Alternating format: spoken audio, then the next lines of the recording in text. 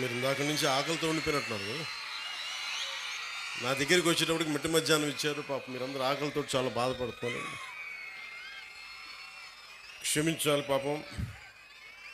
మీరు ఎదిగే పిల్లలు, మీకు సరిగ్గా సమయానికి పెట్టాలి మీకు. కాకపోతే ఇది మీ మంచి కోసమే కాబట్టి ఒకసారి మీరు ఆటల్లో పడి తింటా మర్చిపోవచ్చు. కానీ ఈరోజు కూడా అలాంటిది అనుకొని కొంచెం మీరందరూ చిన్నపిల్లలైనా పెద్ద మనసుతో అర్థం చేసుకొని, మీరే కదా భావి భారతానికి భవిష్యత్తు. సో మీ అందరికీ ముందుగా, చిన్నవాళ్ళైనా ఎవరైనా సరే, ముందుగా మీ భవిష్యత్తు కోసం, ఇక్కడున్న బిడ్డల భవిష్యత్తు కోసం ఆంధ్రప్రదేశ్లో దాదాపు ఒకేసారి ఈ రోజున 44,000 పాఠశాలల్లో దాదాపు 1 కోటి మంది పాల్గొనే ఈ ఉపాధ్యాయులు, తల్లిదండ్రులు ఈ కార్యక్రమానికి, ఈ కలయిక కార్యక్రమానికి ఇక్కడికి వచ్చి, మన కడపకు వచ్చి నాకు ఇక్కడికి వచ్చే అవకాశం కల్పించినందుకు ముందుగా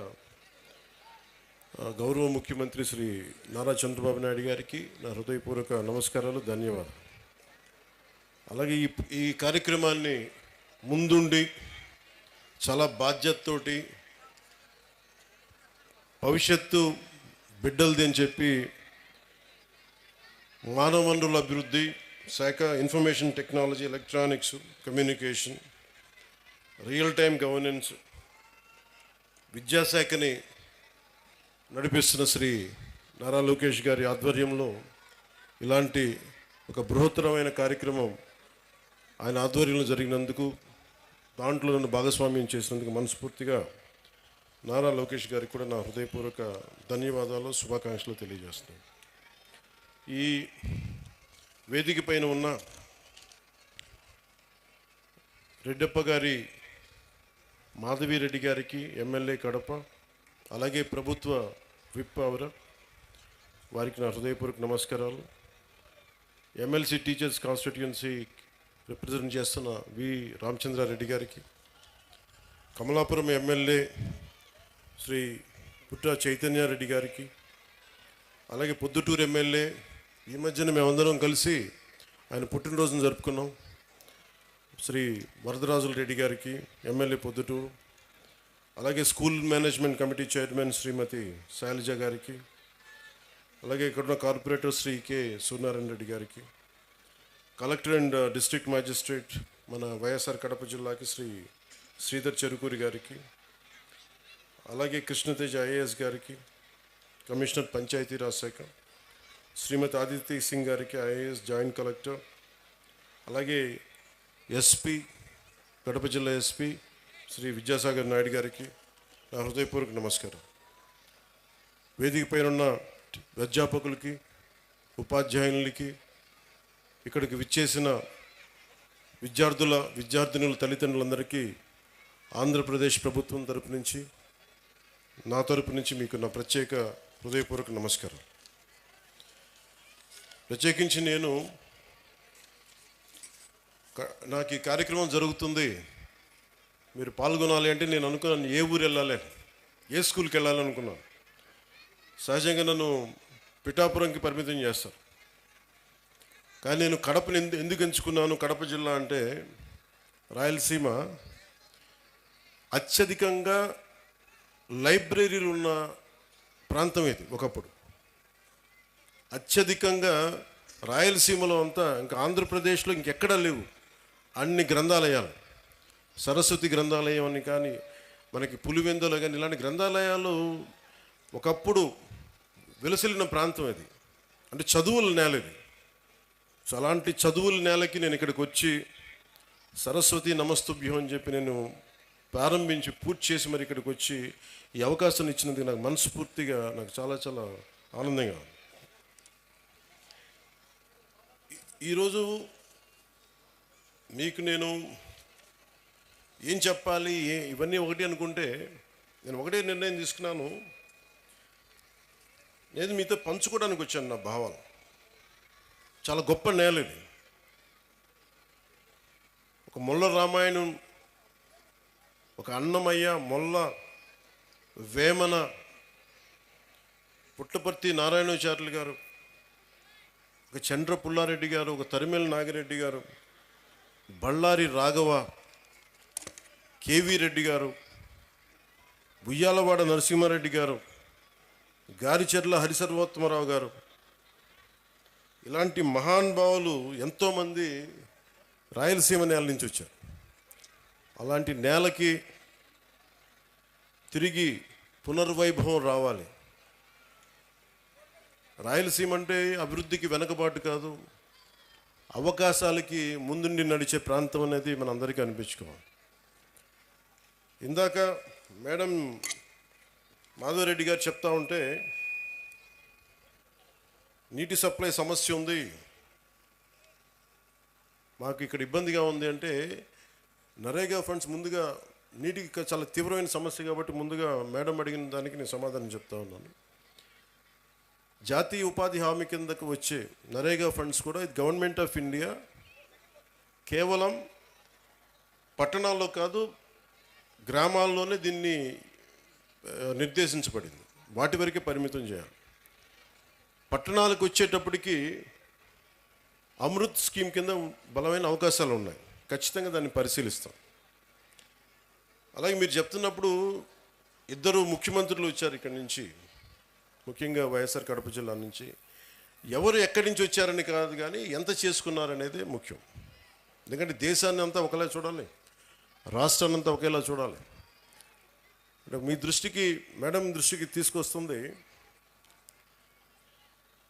ఉదాహరణకి 2014-19 సమయంలో నేను ఉద్దానం సమస్యను బయటికి తీసుకొస్తే, ఆ రోజున గౌరవ ముఖ్యమంత్రి చంద్రబాబు నాయుడు గారు, అప్పుడు ముఖ్యమంత్రి, 61,80,00,000 రూపాయలు ఆ రోజున చేసి ఆ ఉద్దానం ప్రాజెక్ట్ని ముందుకు తీసుకెళ్లారు.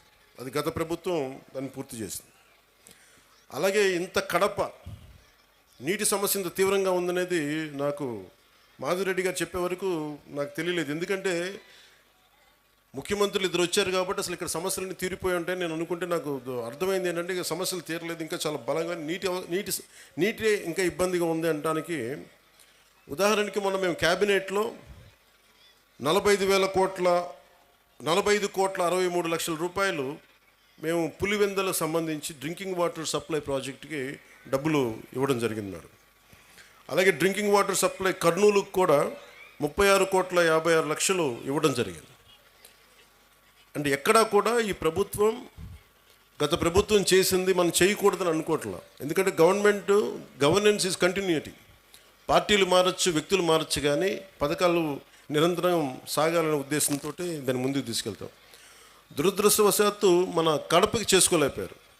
కానీ మాధవ్ గారి ఆధ్వర్యంలో ఇది ఖచ్చితంగా నీటి సమస్యను తీర్చి మీకు ఏమైతే ఈ మౌలిక సమస్యలు ఉన్నాయో వాటన్నిటి మీద దృష్టి పెట్టేలాగా నేను చర్యలు తీసుకుంటానని మీకు మాట ఇస్తున్నాను. Will handle that part. అలాగే మన వైఎస్ఆర్ కడప జిల్లాలో 36 మండలాల్లో ఉన్న 2,043 స్కూల్స్, 64,971 మంది విద్యార్థులు, 74,698 మంది విద్యార్థులను, దాదాపు 1,40,000 మంది ఈ రోజున మన కాలేజీలో, మన స్కూల్స్లో చదువుతూ ఉన్నారు. దీనికి సంబంధించి ఈ ప్రభుత్వం చాలా బలంగా మేము మీ కోసం పనిచేయడానికి ఉన్నాం.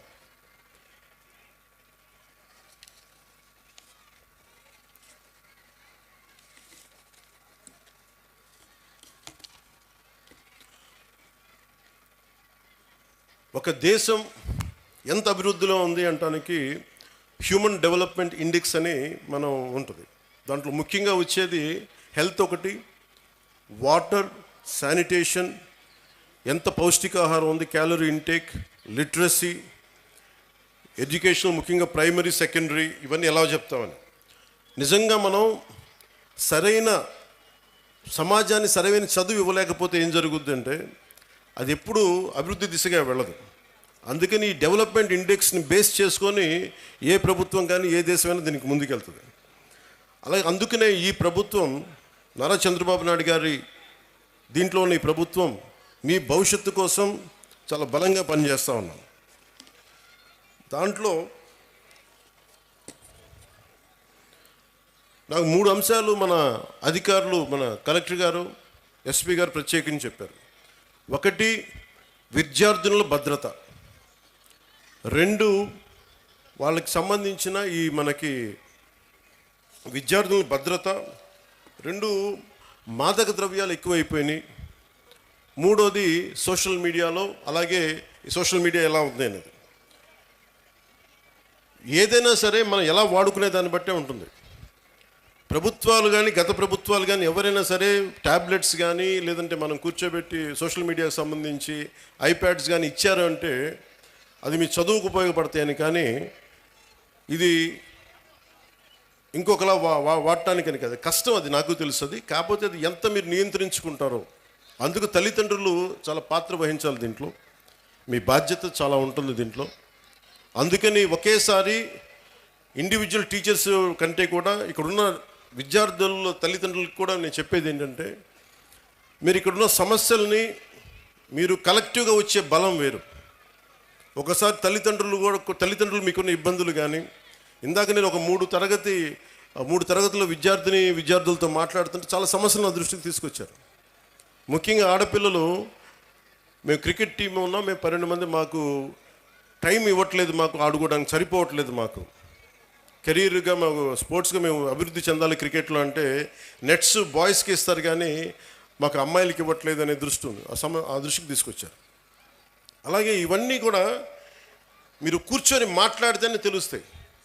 ఒక్కోసారి ఇంకొంతమంది విద్యార్థులు, కొంతమంది అధ్యాపకులు మమ్మల్ని కొన్ని సందర్భాల్లో మాకు పాఠాలు సరిగ్గా చెప్పట్లేదు, కొన్నిసార్లు చేసుకున్నారు, చేతిలో ఏది ఉంటే దాంతో కొడుతున్నారు. నేను వాళ్ళకి ఏం చెప్పానంటే, మొన్న ఈ మధ్యన రాయచోట్లో కూడా ఒక ఇన్సిడెంట్ జరిగింది. ఆ క్లాస్ టీచరు ఇజాజ్ అహ్మద్ గారు అనుకుంటా, ఆయన ఏదో విద్యార్థులు గొడవ చేస్తుంటే ఆయన ఒక దెబ్బ వేస్తే ఆ విద్యార్థులను తిరగబడి ఆయన గుండెల మీద కొడితే ఆయన చనిపోయారు. సో అధ్యాపకులకు ఎంత బాధ్యత ఉందో విద్యార్థులకు కూడా అంతే బాధ్యత ఉంది. మీరు డిసిప్లైన్డ్గా ఉంటే మీకు బలం ఎక్కువ ఉంటుంది. మీ తల్లిదండ్రులకు మీరు చెప్పండి. మీ తల్లిదండ్రులు, ఒకళ్ళ అధ్యాపకులు కానీ ఎవరైనా సరే, పెద్దలు, స్కూల్ నడిపే పెద్దలు ఎవరైనా తప్పు చేస్తే మీరు ఈ దృష్టికి తీసుకొస్తే ఖచ్చితంగా దాన్ని సరిదిద్దుకుంటారు. దానికంటే ముందుగా మీరు కూడా చాలా బాధ్యతగా ఉండాల్సిన అవసరం ఉంది. అలాగే మనం చదువు అనేది ఆబ్జెక్టివ్ ఆఫ్ ఎనీ ఎడ్యుకేషన్. ఉద్యోగాలు సంపాదించడానికి, ఆర్థిక స్తోమత పెంచుకోవడానికే కాదు, జ్ఞానం పెంపొందించుకోవడానికి కూడా. ఇది నాకు ఇష్టమైన నాని పాల్కేవాలా గారు చెప్పింది. ఇండియాని తిరిగి రీడిఫైన్ చేయాలి 21st సెంచరీకి అని చెప్పి 1985లో ఆయన మాట్లాడింది. ఒక 7 అంశాల మీద మాట్లాడారు. 1, national identity. 2, law and order. 3, family. 4వది ఎడ్యుకేషన్. 5, constitutional integrity. 6వది సోషలిజం. 7వది సోషల్లీ రెస్పాన్సిబుల్ బిజినెస్ అని. నేషనల్ ఐడెంటిటీ అనే పదానికి ఏంటంటే, మనందరం ఏదో కులంలో పుట్టాలి, ఏదో ఒక ప్రాంతంలో పుట్టాలి, కానీ మనందరం భారతీయులం అని మర్చిపోకూడదు. మన నేషనల్ ఐడెంటిటీ చాలా చాలా కీలకం. అలాగే లా అండ్ ఆర్డర్కి మనం సహకరించాలి. ఇందాక ఎస్పీ గారు చెప్తా ఉంటే, మన కళ్ళ ముందు తప్పు జరుగుతున్నా, ఇప్పుడు గర్ల్ చైల్డ్ ప్రొటెక్షన్, ఆడబిడ్డ, నేను మీకు చాలాసార్లు విద్యార్థులు కూడా చెప్తా ఉంటాను. సుగాలి ప్రీతి అనే ఒక పాప, 14 ఏళ్ల బిడ్డ, స్కూల్కి వెళ్ళి, అమ్మ నేను స్కూల్కి వెళ్తున్నాను, తిరిగి వస్తానని చెప్పి వెళ్తే ఆ బిడ్డ ఇప్పుడు ఇంటికి రాలా, స్కూల్లో చనిపోయింది. ఫ్యాన్కి ఉరేసుకొని చనిపోయింది. దాని మీద ఈ రోజు వరకు యాక్షన్ తీసుకోవడానికి చేస్తామంటే, ఇప్పుడు ఈ మధ్యన మన కొత్త ప్రభుత్వం వచ్చిన తర్వాత దాని మీద యాక్షన్ ఇనిషియేట్ చేస్తా ఉన్నాం. అంటే మీకు ఆడబిడ్డల భద్రత అంత కీలకం. అందుకని మాధవిరెడ్డి గారు చెప్పినట్టుగా ఇలాంటి సమస్యలు ఏదైనా ఉంటే ప్రతి స్కూల్లో కెమెరాస్ ఉండాలి. అలాంటి ప్రతిపాదన గౌరవ ముఖ్యమంత్రి గారు కూడా ఆలోచిస్తూ ఉన్నారు. అందుకని దాన్ని ఆడబిడ్డల భద్రత కోసమే కాకుండా ఎలాంటి సమస్యలు ఉన్నా కానీ ఉత్పన్నం కాకుండా ముందుగానే పట్టుకోవడానికి కెమెరాస్ ఉండాలి. సో దాన్ని కూడా మేము దృష్టిలో పెట్టుకుంటా ఉన్నాం. అలాగే ఫ్యామిలీకి సంబంధించిన దాకా మాట్లాడితే, ఒకటి ఎంతమంది బిడ్డలు ఉన్నారని కాదు, కానీ ఎంతమందిని మనం బాగా చూసుకుంటున్నాం అనేది. తల్లిదండ్రులు ముఖ్యంగా మీ బిడ్డలు ఏం చేస్తున్నారు, సరిగ్గా ఉంటున్నారా లేదా? నాకు తెలుసు మీకు కష్టాలు ఉంటాయి, మీకు ఇబ్బందులు ఉంటాయి, కానీ వీటన్నిటిని మించి మనం బాధ్యత తీసుకోకపోతే మనం కనీసం ఒక 10 నిమిషాలు మీరు చూసుకోవట్లేదని కాదు, కానీ మీరు కొంత సమయం కేటాయించి ఒక దృష్టి పెడితే మీ బిడ్డలు ఎక్కడున్నారు, ఏం చేస్తున్నారు, ఎంత సమయం గడుపుతున్నారు, ట్యాబ్లెట్స్ని సద్వినియోగం చేస్తున్నారా, లేదంటే అవసరానికి మించి వాడుతున్నారా, చెప్పిన పర్పస్ కాకుండా దేనికదన్నా వాడుతున్నారా, ఇవన్నీ కూడా మీ దృష్టిలో ఉంటే ఇంట్లోనే కొంత కరెక్ట్ చేయాల్సిన అవసరం ఉంది. తర్వాత స్కూల్స్. అలాగే మీకు లా అండ్ ఆర్డర్లో సంబంధించి మీరు ముఖ్యంగా బిడ్డలు గుర్తుపెట్టుకోవాల్సింది, చిన్నపిల్లలకి వాళ్ళు క్లీన్ స్లేట్, ఏమీ రాయని ఒక వైట్ పేపర్ లాంటి వాళ్ళు మనం ఏమి రాస్తామో దానికి అది తయారవుతారు. సో ఇంట్లో పెద్దలు కూడా మీరు అనుక్షణం చూస్తూ ఉండాలి. మీరు కేవలం మన వరకే ఆలోచిస్తే, మన కులం, మన ప్రాంతం, ఇక్కడి దాకా ఆలోచిస్తే పిల్లలు కూడా అదే స్థాయిలో ఉంటారు. మీరు ఇవ్వాల్సింది వేమన లాంటి మహానుభావుడు పుట్టిన నేల ఇది. ఆయన సంస్కారాన్ని కూడా బిడ్డలకి నేర్పించాల్సిన అవసరం ఉంది. అది పాఠాల్లో ఎలాగ ఉన్నాయి, కొంత స్కూల్స్లో మీరు ఇళ్లలో కూడా ఆ విలువలు కొంత పాటించేలా మీరు ముందుకు తీసుకెళ్ళాలని మనస్ఫూర్తిగా కోరుకుంటున్నాను. అలాగే ఎడ్యుకేషన్కి సంబంధించి ఏమీ నేర్చుకోవడంతో పాటు, చదువుతో పాటు, ఇది భవిష్యత్తు మీ ఎడ్యుకేషన్కి, మీ భవిష్యత్తుకి, మీ ఉపాధికి ఉపయోగపడేదే కాకుండా స్కూల్ అనేది ఏంటంటే మనం నిరంతరం చదువుకోవడానికి, ఎప్పటికీ నిరంతర విద్యార్థిలాగా ఉండాలంటే ఈ స్కూల్లో నేర్చుకునే ఈ పాఠాలే భవిష్యత్తులో మనకి ఇదవుతాయి. అందుకే మీరు దాన్ని కూడా దృష్టిలో పెట్టుకోవాలని కోరుకుంటా ఉన్నాను. అలాగే గవర్నమెంట్ స్కూల్స్ చాలా బలపడాలని కోరుకునేవాడిని నేను ప్రత్యేకించి. సోషలిస్ట్ తరిమెల నాగిరెడ్డి గారితో ఆయన పుస్తకాలు చదివి ప్రభావితమైన వ్యక్తిని. తాకట్లో భారతదేశం అని ఆయన రాసిన పుస్తకం ఎప్పుడు నా లైబ్రరీలో ఉంటుంది. అలాంటి వ్యక్తులు, మహానుభావులు చెప్పింది, గాంధీ గారి దగ్గర నుంచి ప్రతి ఒక్కరు చెప్పింది సోషల్లీ రెస్పాన్సిబుల్ బిజినెస్ అని. కానీ మన స్కూల్స్ ఇవి ముఖ్యంగా గవర్నమెంట్ స్కూల్స్లో మనకు ఆ పాసిబిలిటీ ఉంది. మొన్న ఈ మధ్య నేను పిఠాపురం కూడా చాలామందిని పంపించాను, మా అధికారి యంత్రాంగాన్ని, పేషీలు కూడా ముఖ్యులను పంపించాను. గవర్నమెంట్ స్కూల్స్ని కార్పొరేట్ స్కూల్స్తో సమానంగా ఫెసిలిటీస్ కావాలి అంటే మీకు ఎక్స్ట్రా డబ్బులు అవసరం లేదు. మీకు కేంద్ర ప్రభుత్వం నుంచి చాలా నిధులు ఉన్నాయి, మీకు చాలా స్కీమ్స్ ఉన్నాయి. వాటిని సరిగ్గా సద్వినియోగం చేసుకుంటే మటుకు కార్పొరేట్ స్కూల్స్తో ధీటుగా మనం గవర్నమెంట్ స్కూల్స్ని తీసుకెళ్ళచ్చు. ఇది కేంద్రం వాళ్ళ నిర్దేశకత్వంలో ఉంది. ఇది చాలా రీసెర్చ్ చేసి 21st సెంచరీకి పిల్లల్ని ఎలా తయారు చేయాలనేది ఈ ప్రోగ్రెస్ కార్డ్ కేవలం చదువులకు సంబంధించే కాదు. ఇది వాళ్ళకి భావ వ్యక్తీకరణ నైపుణ్యాలంటే మీరు ఎలా మాట్లాడాలి, మీ కమ్యూనికేషన్ స్కిల్స్, ఒకసారి మీ భాషను చెప్పుకోవాలనుకున్న, మీ బాధల్ని చెప్పుకోవాలనుకున్న, మీ భావాల్ని పంచుకోవాలనుకున్న ఆ పిల్లలకి స్కిల్స్ ఉన్నాయా లేదా అనే దాన్ని కూడా అంశం తీసుకునేది. అలాగే పరస్పర సహకార నైపుణ్యాలు, ఇంటర్పర్సనల్ స్కిల్స్. ఒక్కోసారి మనం 10 మంది కలిసి మన బిడ్డ 10 మందిలోకి వెళ్తే ఎలా నడుచుకోవాలి, ఏం చేస్తాడు అనేది కూడా ఇంటర్పర్సనల్ స్కిల్స్ని అసెస్ చేస్తాయి. అలాగే నాయకత్వపు లక్షణాలు. మీరు చాలామంది అక్కడ కూర్చొని చూస్తే చాలామంది స్టూడెంట్స్ కొంత బాధ్యత తీసుకున్నారు, వాళ్ళ లీడర్షిప్ స్కిల్స్ పెరిగేవి.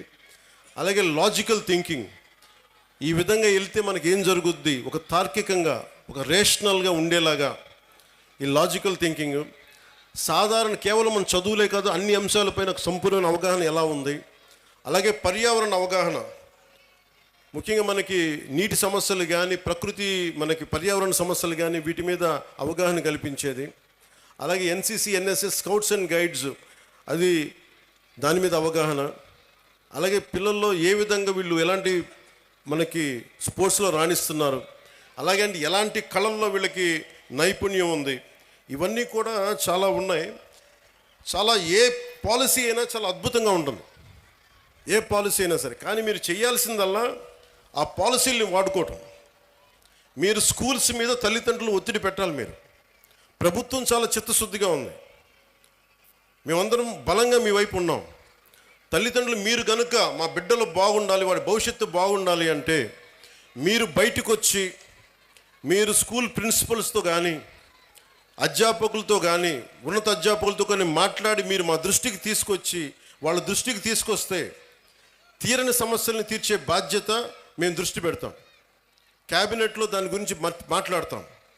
మధ్యాహ్న భోజన పథకం కూడా డొక్కా సీతమ్మ వారి మధ్యాహ్న భోజన పథకం కూడా అమెరికా లాంటి దేశంలో అమెరికన్ ప్రెసిడెంట్ ఫస్ట్ లేడీ ఆవిడ ఆధ్వర్యంలో ఉంటుంది. దేశం మొత్తం మీద పబ్లిక్ స్కూల్స్లో ఉండే ప్రతి భోజన పథకాన్ని ఎలా చూస్తారు అనేది ఆవిడ ఆధ్వర్యంలో ఉంటుంది.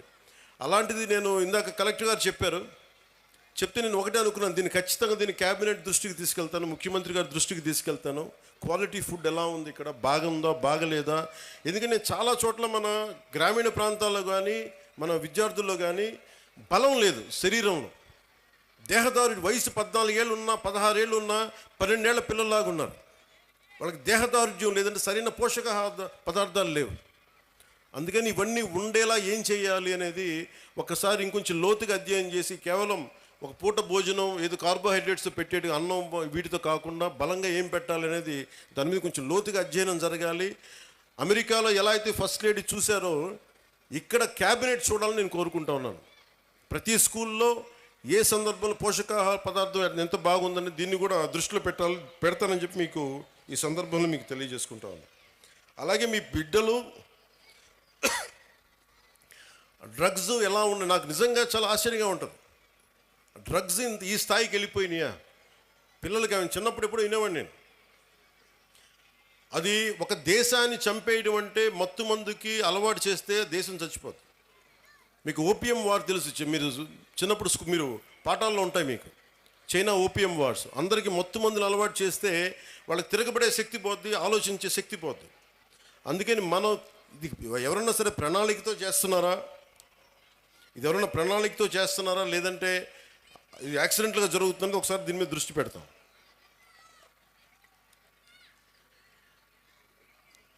అలాగే సైబర్ క్రైమ్ ఒకటి ఎక్కువైపోయింది, సోషల్ మీడియాది కూడా.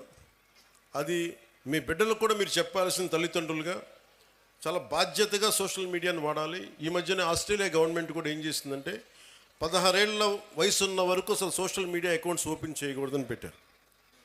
అలాంటివి కూడా ఆంధ్రప్రదేశ్ ప్రభుత్వం భారతదేశ ప్రభుత్వం ఆలోచించేలా మేము చర్యలు తీసుకుంటామని తెలియజేసుకుంటాం.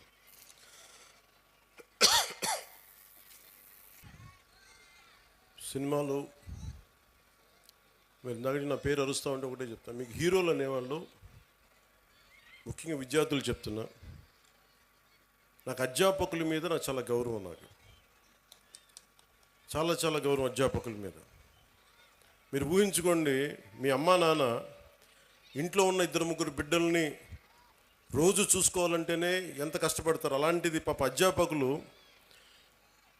ఒక్కొక్క సెక్షన్కి 30 మంది విద్యార్థులు, 40 మంది విద్యార్థులు, 20 మంది అందరినీ కూర్చొని ఎంత ఒత్తిడి తీసుకుంటారు అధ్యాపకులు. అందుకని అధ్యాపకులకి మనం చాలా సహకరించాలి. చాలా కష్టం అధ్యాపక వృద్ధి.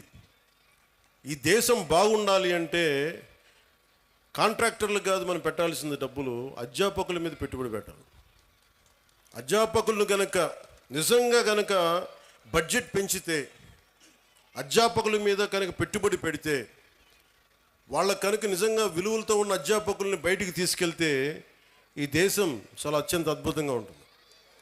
అందుకని అధ్యాపక వృత్తి హయ్యెస్ట్ పెయిడ్ జాబ్ అవ్వాలని నా కోరిక.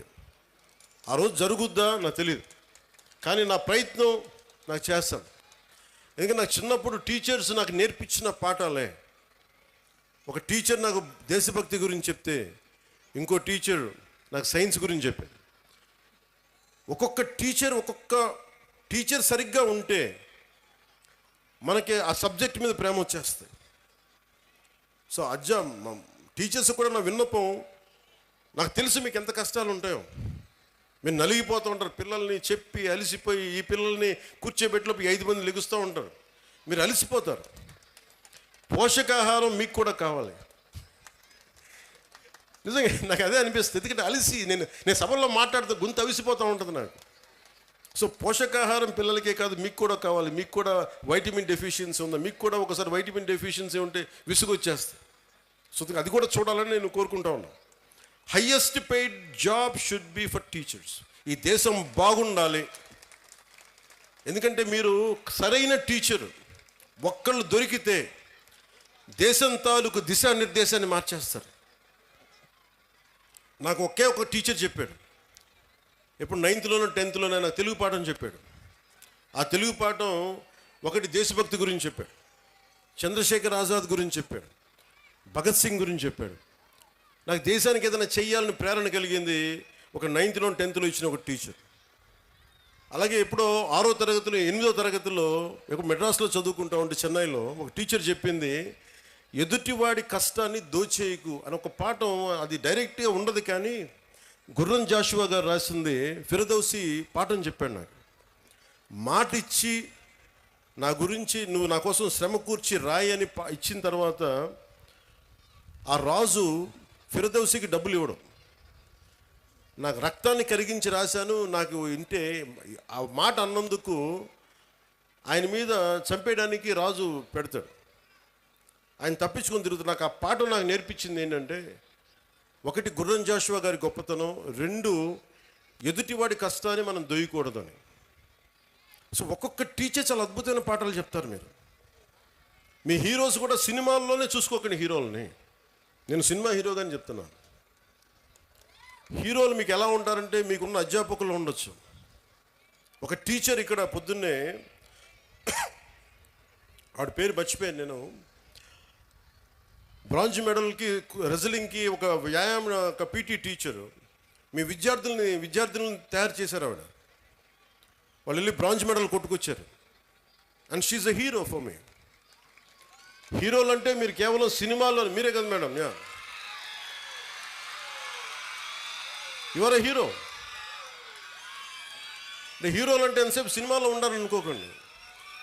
మామూలు కనిపిస్తారు, నల్లని హ్యాండ్ బ్యాగ్ పెట్టుకొని నవ్వుతా, పొద్దున్న లేచినప్పటి నుంచి వాళ్ళ బిడ్డలు బాగుండాలి, నాకు వాళ్ళు హీరోలు. నాకు వెంకటరామయ్య గారి మాస్టర్ ఒక ఆయన ఉండేవాడు. ఆయన నాకు చిన్నప్పుడు చెప్పిన పాఠాలు, వేమన శతకాలు గుర్తుండిపోయినాయి. నాకు ఆయన హీరో, నాకు ఆ టీచర్. సో మీరు గొప్ప గొప్ప వ్యక్తులనితో పాటు మీ సినిమాలకు వెళ్ళండి, ఆనందించండి, అన్నీ చూడండి, కానీ మీకు నిజమైన విలువలు మీ కళ్ళ ముందే ఉంటారు. మీ అమ్మ నాన్న ఎంత కష్టపడతారో చూడండి. మా అమ్మ నాకు నేర్పించింది ఏంటంటే, మా అమ్మ నాన్న ఎక్కువ చదువుకోలే. మా నాన్న 10th క్లాస్తో ఆపేసినట్టున్నాడు మెట్రిక్ తోటి. తర్వాత ఆయన కానిస్టేబుల్ నుంచి ఉద్యోగంలో ప్రమోషన్స్ మీద వచ్చినాయి. మా అమ్మ 5వ క్లాస్తో ఆపేసింది.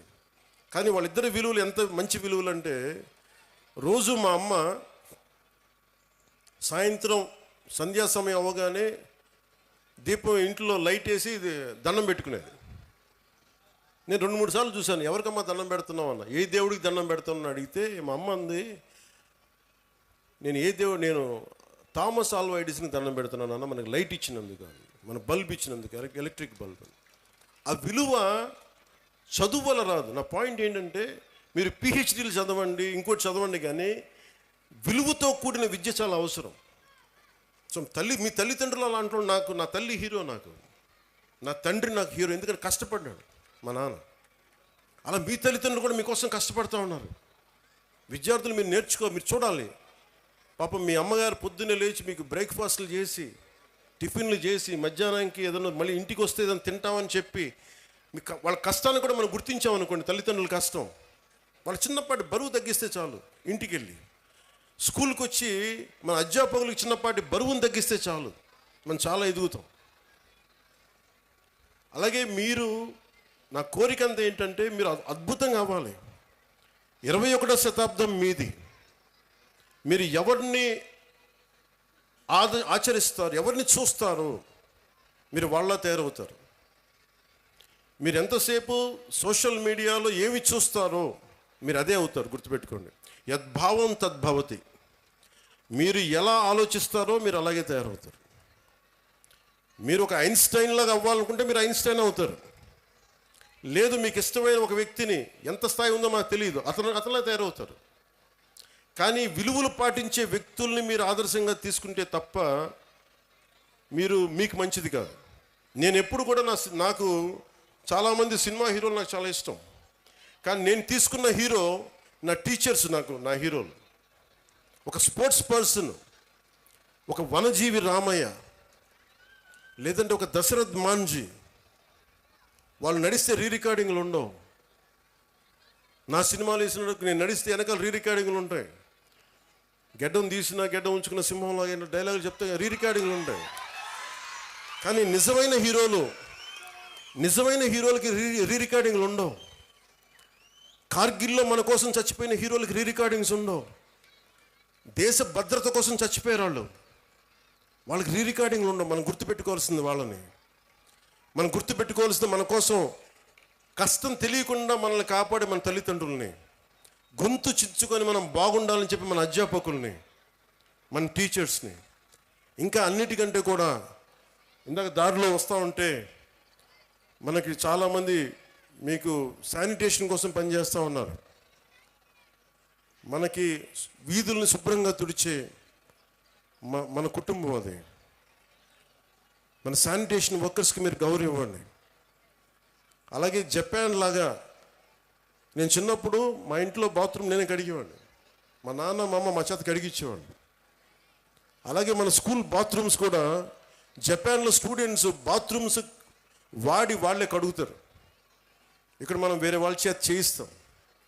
సో విద్యార్థులకి ఎప్పుడైతే మనం అలాంటి పనులు చేస్తామో, అంటే మనం వాడిన బాత్రూమ్స్ మళ్ళీ మనం కడగం, ఇంకెవరో కడగాలి, అలా కుదరదు. ఆ కల్చర్ అలవాటు చేసుకుంటే మీరు భవిష్యత్తు మీకు చాలా ఉన్నత స్థాయిలో ఉంటుంది. డిగ్నిటీ ఆఫ్ లేబర్ మీకు అలవాటు అవ్వాలి. నేను అందుకనే ప్రతిసారి పారిశుద్ధ కార్మికులకి నేను ఎందుకంత గౌరవిస్తానంటే, మీరు నాకు నిజంగా వాళ్ళ భవిష్యత్తు బాగుండాలని కోరుకుంటూ ఉంటాం. సో మీరు మీకు పనిచేసే టీచర్స్కి కానీ, వాచ్ సెక్యూరిటీ పీపుల్కి కానీ, శానిటేషన్ వర్కర్స్ కానీ మీరు ఒక్కొక్కసారి చిన్న థ్యాంక్స్ చెప్పండి. విద్యార్థులకు చెప్తున్నాను, మీరు మా కోసం ఇంత చేస్తున్నారు, చిన్న థ్యాంక్స్ చెప్పండి. వాళ్ళ బిడ్డలు బాగున్నారు లేదని అడగండి.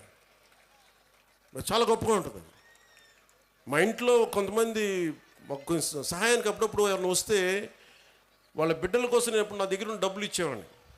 వాళ్ళు ఎంత ఆనందం వేసేదంటే వాళ్ళ కళ్ళల్లో డబ్బులు ఇచ్చిన తర్వాత వాళ్ళకి అది మన వైపు కాంట్రిబ్యూషన్లా ఉండేది నాకు. సో మీరు నేర్చుకోవాలి అంటే heroes are all over, not just in cinema. మీకోసం పాఠాలలో ఉన్నారు హీరోస్, సరిహద్దుల్లో పనిచేస్తున్నారు, దేశం కోసం పనిచేసి ప్రాణాలను పణంగా పెట్టి చచ్చిపోయే పోలీస్ కానిస్టేబుల్స్ ఉన్నారు, కష్టం తెలియకుండా మేధస్సుతోటి పనిచేసే కలెక్టర్లు, ఐఏఎస్ లాంటి వాళ్ళు ఉన్నారు. మీరందరూ కూడా వాళ్ళని ప్రేరణగా తీసుకొని మీరు కూడా ఉన్నత స్థాయికి వెళ్ళాలని మనస్ఫూర్తిగా కోరుకుంటూ, మీ అందరికీ బంగారు భవిష్యత్తు ఉండాలని మనస్ఫూర్తిగా తెలియజేస్తుంది. ముఖ్యంగా ఇక్కడికి వచ్చిన తల్లిదండ్రులకి ఈ సమగ్రమైన ఈ తల్లిదండ్రులు అధ్యాపకుల ఈ కలయికని మీరు మరింత బలంగా ముందుకు తీసుకెళ్ళాలని కోరుకుంటూ ఇదే చెప్తున్నాను. ఎందుకంటే సరస్వతి దేవిని పొగడాల్సిన నేల ఇది, హీరోలను పొగడాల్సిన నేల కాదు. మన కడప మున్సిపల్ కార్పొరేషన్ స్కూల్ కిందాక కలెక్టర్ గారు మాట్లాడుతూ ఉంటే దానిలో కిచెన్కి ఆధునికంగా మోడర్నైజ్ చేయాలి, సదుపాయాలు లేవు, నవీకరణ చేయాల్సిన అవసరం ఉంది అంటే నా దృష్టికి తీసుకొచ్చారు. దానికి మన స్కూల్కి సంబంధించి, మన కడప మున్సిపల్ కార్పొరేషన్ స్కూల్కి సంబంధించి ఆ నిధుల్ని ఎంత ఖర్చు అయితే అంత నేను నా ట్రస్ట్ నుంచి మన స్కూల్కి, మన కడప మున్సిపల్ కార్పొరేషన్ ఈ కిచెన్ ఆధునీకరణకి నేను డబ్బులు అందజేస్తాను. అది మీరు ఎంత అంటే అంత. అలాగే ఒక ఆడపిల్లలు అడిగారు, అక్కడ ఆడబిడ్డలు అడిగారు నన్ను, ఆ పాపలు అడిగారు ప్రైజ్ ఇమ్మని. దాకా ఒక ప్రొఫెసర్ గారు కూడా అడిగారు, మీకు ప్రశంసా పత్రాలు కానీ అలాగే మీకు బహుమతులు కానీ ఏదైనా ఉంటే స్కూల్ యాజమాన్యం నా దృష్టికి తీసుకొస్తే దానికి సంబంధించిన నిధులు, దానికి సంబంధించినవి కూడా నేను సమకూరుస్తాను తెలియజేసుకుంటున్నాను. అలాగే బస్సు ఒకటి కలెక్టర్ గారు నా దృష్టికి చాలా కీలకమని చెప్పారు. గత ప్రభుత్వం చాలా స్కూల్స్ని విలీనం చేసేయటం వల్ల ఈ ఆడపిల్లలు స్కూల్స్కి వెళ్ళలేకపోతారు, దూరంగా ఉండే స్కూల్స్కి. అంటే దానికి ఒక అన్ని మండలాలకు కలిపి, కొన్ని గ్రామాలకు కలిపి ప్రత్యేకంగా ఒక వెహికల్ సదుపాయాలు ఏం చేయాలనేది నేను కలెక్టర్ గారికి వచ్చే మన కలెక్టర్ల సమావేశంలో మాట్లాడుతున్న దానికి కూడా ఒక పరిష్కారం వెతుకుతాం. అలాగే మాధవిరెడ్డి గారు చెప్పింది చాలా స్కూల్స్ని కొన్ని పార్టీలు వాళ్ళ ఆఫీసుల్లాగా వాడుతున్నారు. అలాగే నా దృష్టిలో ఉంది జడ్పీ ఆస్తులు చాలా వరకు ప్రైవేట్గా వాడుతున్నారు అనేది. కలెక్టర్ గారికి కూడా నేను విజ్ఞాపన ఇస్తున్నాను. నేను ముఖ్యంగా ఈ స్కూల్స్ వైఎస్ఆర్ కడప జిల్లాలో ఎవరైనా సరే స్కూల్స్కి కాకుండా ఏదైనా సరే మిగతా వాటికి వాడుతుంటే వెంటనే వాటి మీద ఒక స్పెషల్ డ్రైవ్ చేసి, ఎందుకంటే స్కూల్స్కి బిడ్డల జోలికి వచ్చేది అది ఏదైనా సరే మీరు చాలా తీవ్రమైన చర్యలు తీసుకోండి. దాన్ని కలెక్టర్కి నేను సభాముఖంగా తెలియజేస్తాను. అలాగే జడ్పీ కూడా రేపొద్దున కలెక్టర్ సదస్సులో మాట్లాడి జడ్పీ ఆస్తులు ఏమైనా అన్యాక్రాంతానికి గురైనాయా తిరిగి ఎలా తీసుకురావాలి, అవసరమైతే గుండా యాక్ట్ కూడా పెడతాం. ఎందుకంటే చాలా బలమైన ప్రభుత్వ ఆస్తుల్ని కానీ పాఠశాలల్ని కానీ ఏదైనా సరే ప్రైవేట్ వ్యక్తులు కబ్జా చేస్తే we will open up, they will be booked under goonda act. గుర్తుపెట్టుకోండి. ఎందుకంటే ఇది కడప రాయలసీమ తెగింపున్న నేల, చాలా బలమైన నేల. మీరు ఇక్కడి నుంచి ఉద్యోగాలు సంపాదించి ఇక్కడ చదువుకొని మీరు ఇక్కడే ఉద్యోగాలు రావాలి, మీకు వర్క్ ఫ్రమ్ హోమ్ జరగాలి. దానికి మీరు ఏం చేయక్కర్లా, మీరు బలంగా బయటకు వచ్చి రోడ్ల మీదకి రండి సమస్య వచ్చినప్పుడు. మిగతాది మేము చూసుకుని నాకు ఇవ్వాల్సినది ఒకటి ఇవ్వండి మాకు చాలు. మిమ్మల్ని ఎవరిని ఏడిపిస్తున్నారు, ఆడపిల్లల్ని ఎవరిని ఏడిపిస్తున్నారు, బయటకు వచ్చి అధ్యాపకులు చెప్పండి, మా దృష్టికి వస్తుంది. అలాగే మీ అందరూ బాగుండాలని కోరుకుంటూ భవిష్యత్తులో మీకు ఏ అవసరాలు ఉన్నా సరే, మా ప్రభుత్వం నిధులు తక్కువ ఉన్నా కానీ మనసు చాలా పెద్దది. దారులు ఎతుకుతాం, కష్టపడతాం, అభివృద్ధిని చేస్తామని మనస్ఫూర్తిగా తెలియజేసుకుంటూ వేదిక పైన ఉన్న పెద్దలందరికీ మరోమారు ధన్యవాదాలు తెలుపుకుంటూ, మన యాజమాన్యానికి, స్కూల్ యాజమాన్యానికి ధన్యవాదాలు తెలుపుకుంటూ, కలెక్టర్ గారికి, ఎస్పీ గారికి, ఉన్నతాధికారులందరికీ ధన్యవాదాలు తెలుపుకుంటూ సెలవు తీసుకున్నాను. జై ఆంధ్ర, జై హింద్.